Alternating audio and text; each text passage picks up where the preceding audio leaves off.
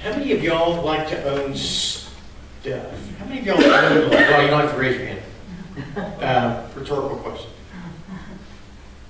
We as Americans like to own stuff, believe it or not. We live in one of the most prosperous countries in the world. And we think we have a lot of disposable income, and we end up buying a lot of stuff. At one point, my wife and I not only had the house that we lived in, we had 3 storage units. It was like, okay, there's something that's not making a lot of sense here. Why do we own storage units to store stuff that we don't use?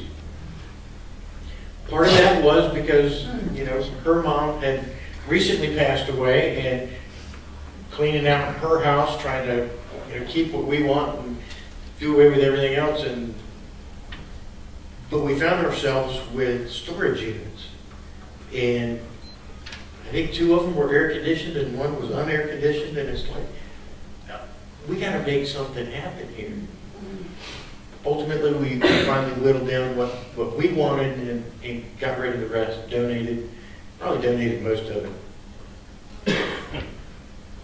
But we have this idea that ownership is you know, it's just something that we do. We own stuff. Well, when I was growing up, my dad was a successful engineer, had his own company, and he had a lot of stuff. I mean, boats, 4 boats, cars. He had a plane that he flew. He had an office building. He had stuff, and to him, it was almost his idol. Because he felt that if he owned lots of stuff, that he was successful. He died more than broke, owing millions for bad decisions he made along the way. But it was this idea of ownership that we get caught up in. It's like, you know, you go out and you buy something and you go, I own that, that's mine. It's my cell phone, don't touch it. And we get rather possessive of this stuff that we own, but when we think about ownership, it's like, well, yeah, I bought that. Well, when you think about it, it's like, I traded a piece of my life doing either physical, or mental labor, or something, so that somebody would give me dollars for that effort. And then I went and I traded those dollars for whatever it is I purchased.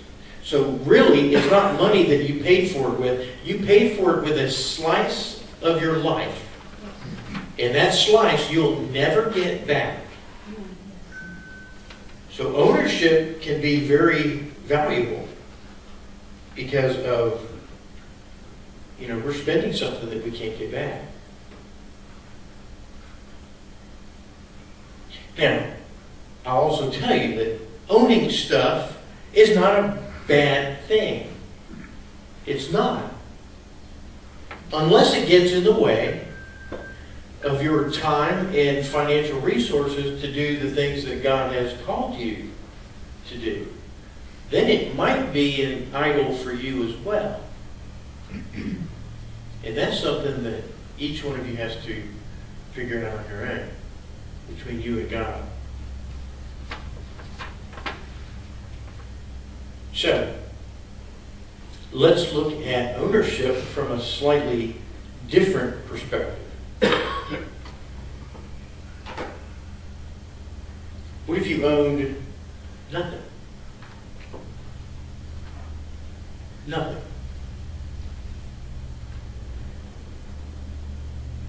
Well, then everything that you got would be like, ooh, I got something. You know, kind of like being on Survivor. You're out in the middle of nowhere, you have nothing, and every time you go, oh, hey, I got a fork. Awesome. What can we do with it? And so you start thinking, wow, that's pretty cool. I got, you know, this is valuable stuff.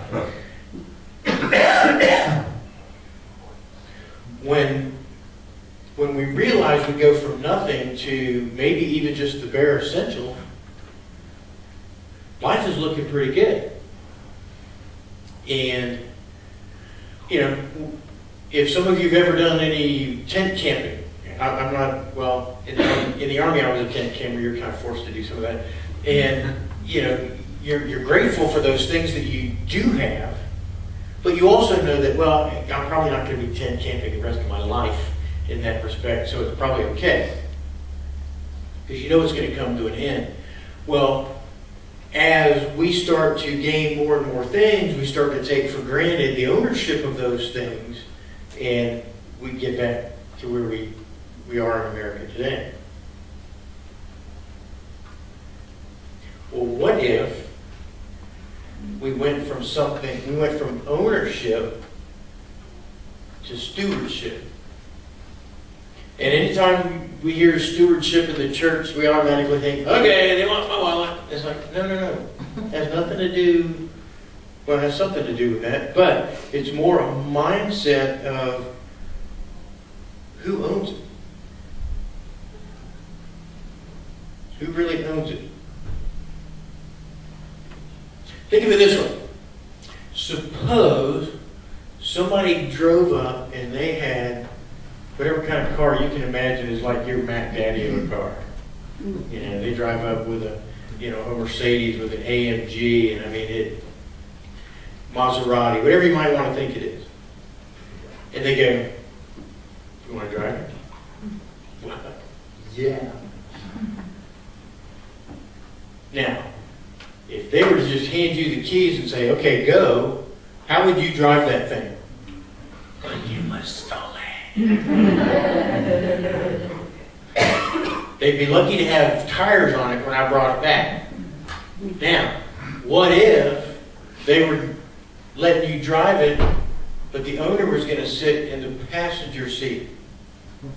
Would you drive it a little differently? Yeah, first gear around the parking lot. Okay. You would. I'm pretty sure you would. So let's hear what the Israelites said when they came out of Israel, right, when they came out of Egypt. Or what God told them anyway when they came out. God brought them out of Egypt, and He reminded them. They were pretty hard-headed back in the day. Not that we're any different. Otherwise, you may say in your heart, "My power and the strength of my hand made me this wealth." That's Israelites saying that. God's saying, I want you to remember who it is that brought you out of Egypt. Otherwise, pride's going to set in like it normally does. And the Israelites did it over and over again. That, hey, yeah, we're pretty strong and we can do this on our own. Don't really need God. And then God would take care of the pride. Again, this human pride says, I've got it. I can do it, God. I'm fine. I don't need you to intervene in my life a whole lot. And when we need you, we'll call you. But let's hear what God says about stewardship. In Luke 12:42. Who then is the faithful and sensible steward, whom his master will put in charge of his servants, to give them their rations at the proper time?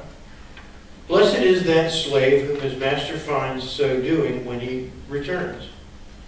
Truly I say to you that he will put him in charge of all his possessions. Or 1 Corinthians 4:1 and 2.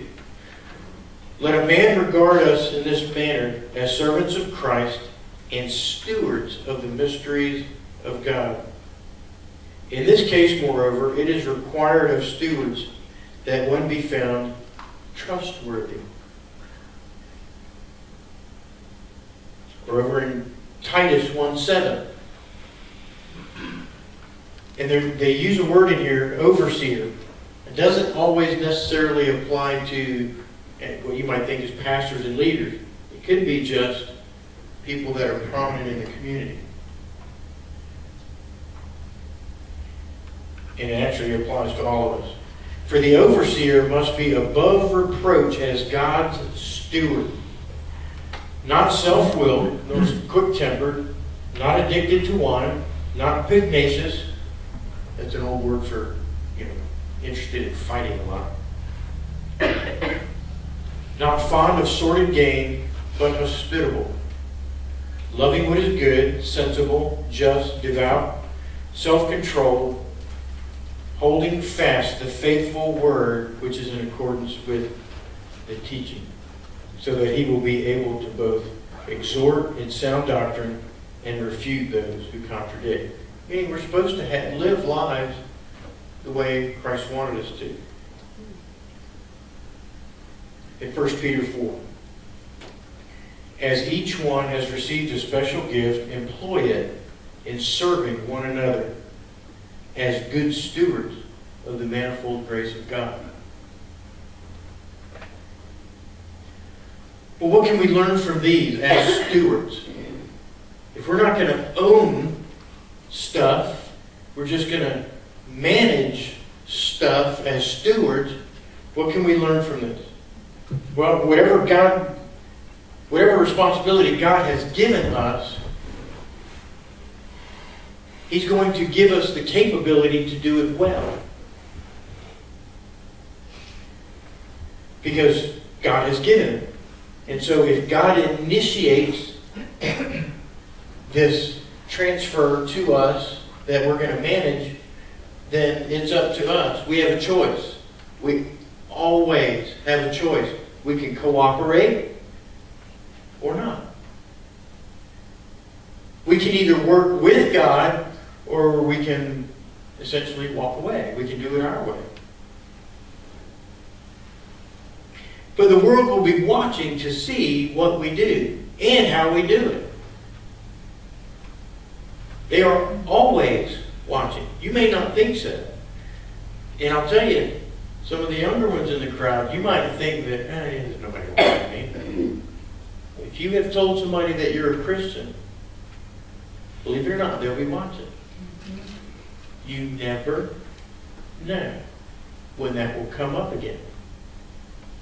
There have been times where I've done something, luckily it was good. And years later somebody said, well, when you did that thing, that gave me a lot of faith. And I was like, I don't even remember. So, yeah, they're watching.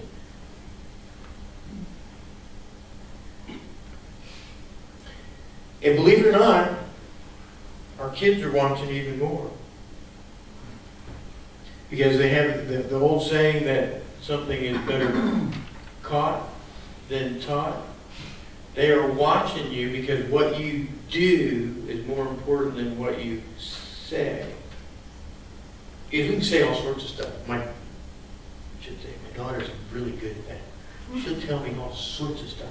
Oh, yeah, I'm going to clean my room. I'm going to clean my room. Days later, when stuff is composting in there, it's like, yeah, okay, I would prefer you actually do it than just tell me you're going to do it. Well, I have 2 daughters, so I won't tell you which one. So you know what I'm saying.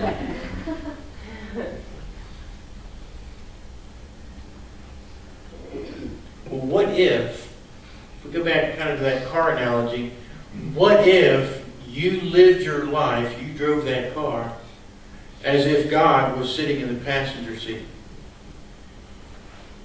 Here's the other thing. The life that you're living is not yours. And you go, yeah, it is. I'm living it. Yeah, you might be living it, but remember, you don't own you.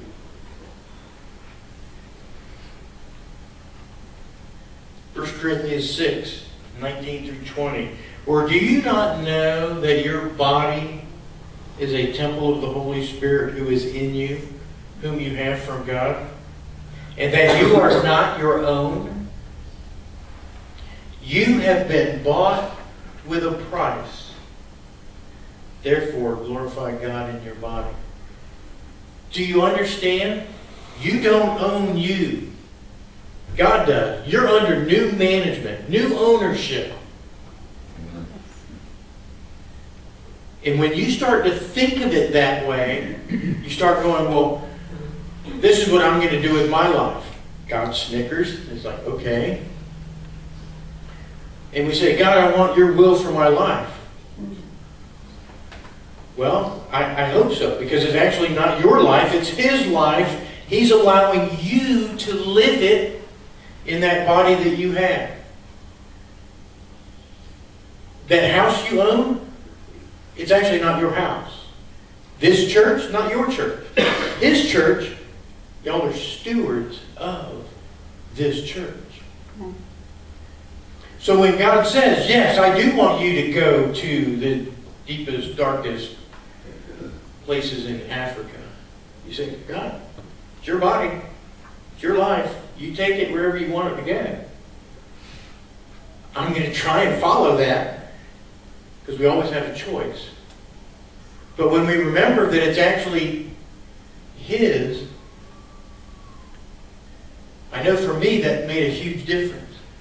That I had to start thinking of everything in terms of, I don't own me. I don't own the stuff I think I own. I manage it for Him. And I manage it for His glory.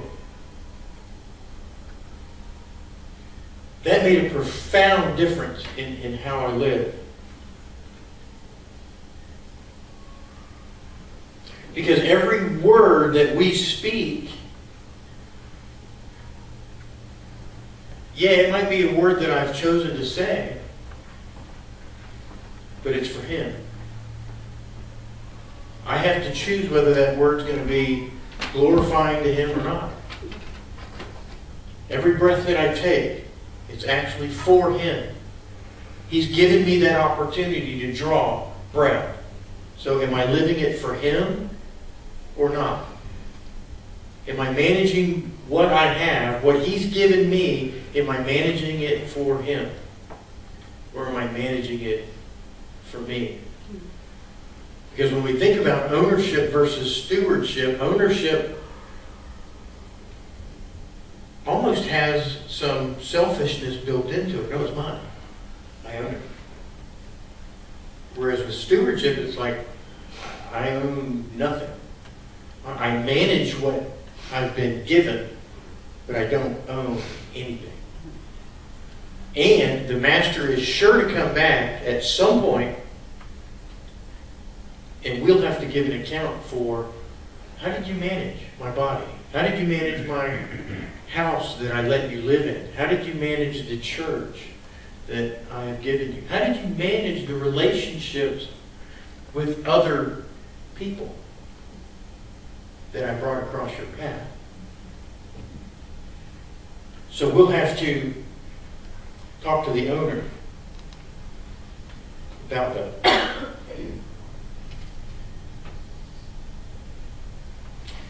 Now, do I still struggle with ownership? Yeah, I do. There are things that it's like, okay, God, I'm not quite ready to give that up yet. Some things I'm not really sure that are a problem for me, but God will bring it up. And He's been dealing with me on a couple of things recently about, Alan, are you going to serve me? It's like, well, yeah, God, I mean, went to school, I'm an associate pastor, I mean, I'm doing all the stuff I'm supposed to do. And it's like, are you? What do you mean? So we have these conversations about, am I doing everything I'm supposed to? Am I managing properly those things that I'm supposed to? So, don't think just because, you're involved and been to school that, hey, wow, you got everything together. It's like, we're not done until we hit heaven. Until then, God's still saying it. Thankfully, He's not taking the chainsaw to me anymore like He used to, taking off some of those big lumps of sin and ugliness in my life. But luckily now we're down to a rough sandpaper. So that's a good thing.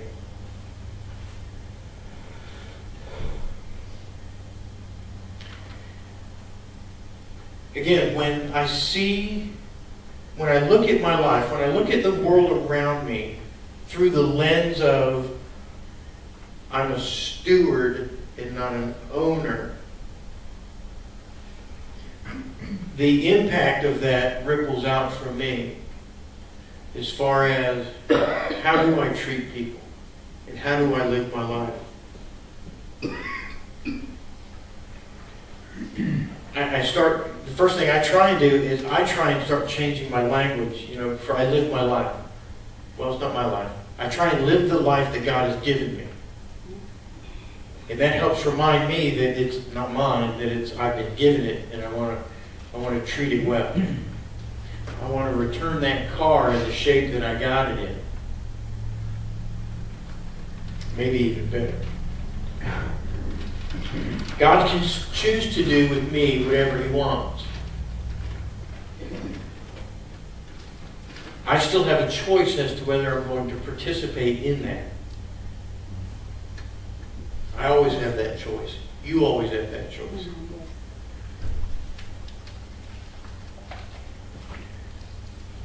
But being a steward instead of an owner is not necessarily a bad thing. For me, I like the idea that, okay, I don't own it. I don't have the responsibility of owning it. I have to maintain it. He owns it. And if He's going to own it, then He's going to give me the ability to take care of it. So, in a way, it kind of puts the burden back on Him. But guess what? He's God. He can handle that burden quite well. Now, I'm not going to go out and purchase a house that's way beyond what I'm capable of paying for. That would be a bad steward. But I know the things that God has given me. He has called me to take care of those. And so I always have to weigh, well, is this something that I really want? Is it something I need? What can I use it? How can I use it for God's glory, whatever it might be? But that's stuff, and that's, to me, secondary. It's who you are. The stewardship of who you are and the gifts and graces that God has given you. How would that change your life if you were just a steward?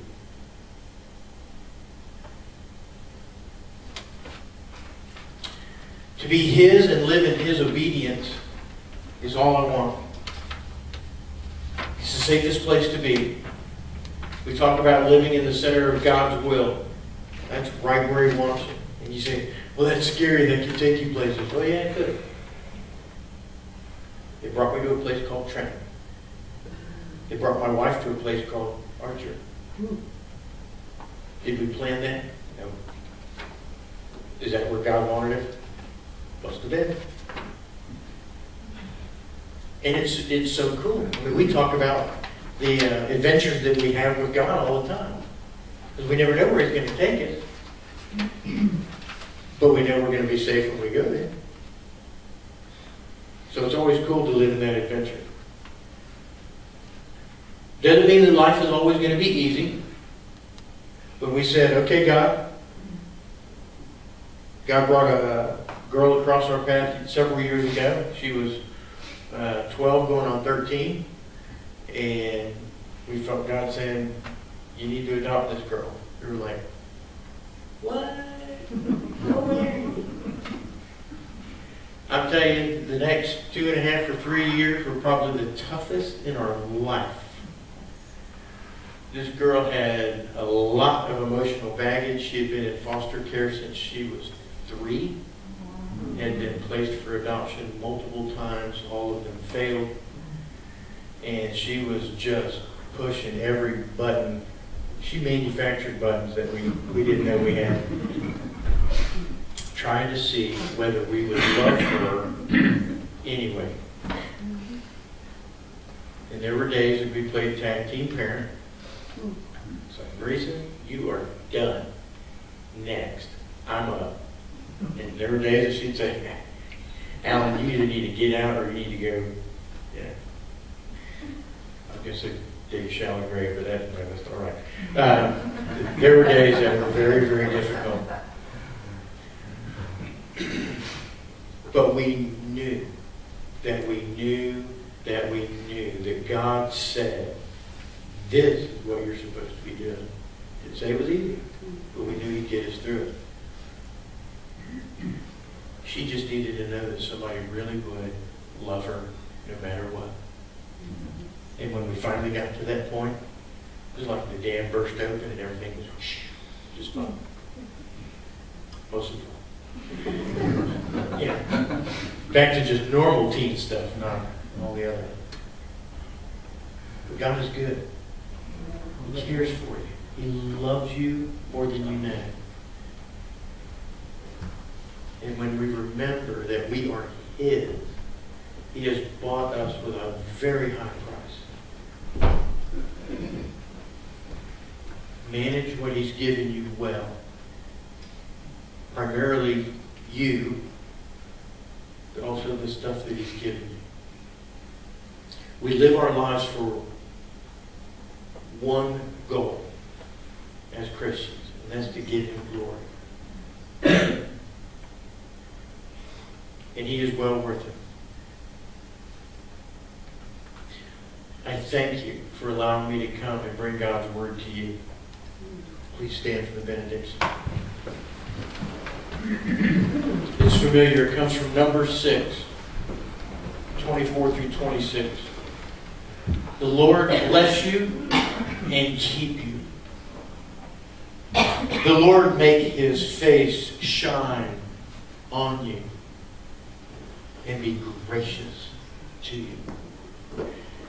The Lord lift up His countenance on you and He give you peace. May God's peace go with you this week. Thank you, Father, for this time together. We praise you, Lord, for the way you love us. God, help us to know that we are yours. We give you all of the praise. In Jesus' name.